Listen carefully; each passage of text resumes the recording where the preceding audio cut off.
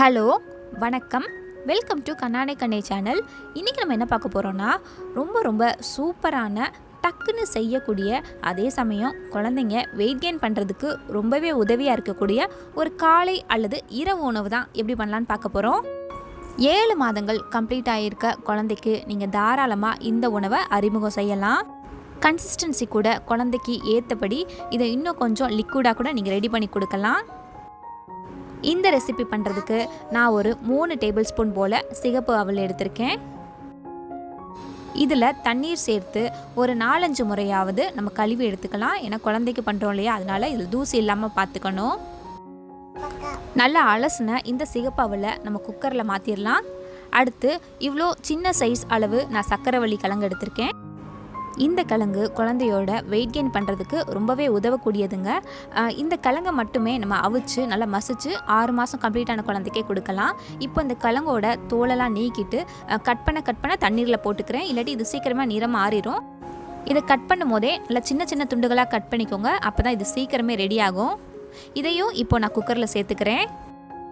இதில் இப்போது 3/4 கப் அளவு தண்ணீர் சேர்த்துக்கலாம். தண்ணீர் சேர்த்துட்டு இந்த குக்கரை க்ளோஸ் பண்ணிவிட்டு மீடியம் ஃப்ளேமில் ஒரு 3 விசில் வரைக்கும் நம்ம வச்சு எடுத்துடலாம்.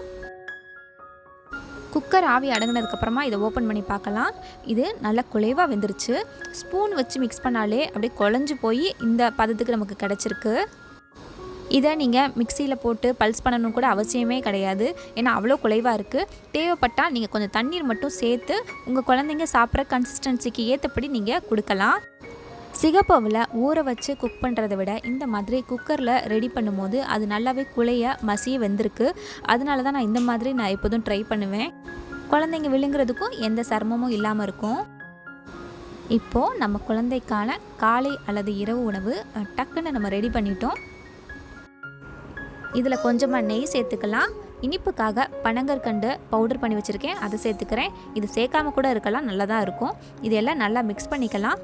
8 மாதங்கள் கம்ப்ளீட்டான குழந்தையாக இருந்தாங்கன்னா உங்கள்கிட்ட நட்ஸ் பவுடர் இருந்துச்சுன்னா உங்கள் குழந்தைக்கு நட்ஸ் அலர்ஜி இல்லாட்டி இதில் ஒரு 1/2 ஸ்பூன் போல் நட்ஸ் கூட மிக்ஸ் பண்ணி நீங்கள் கொடுக்கலாம்.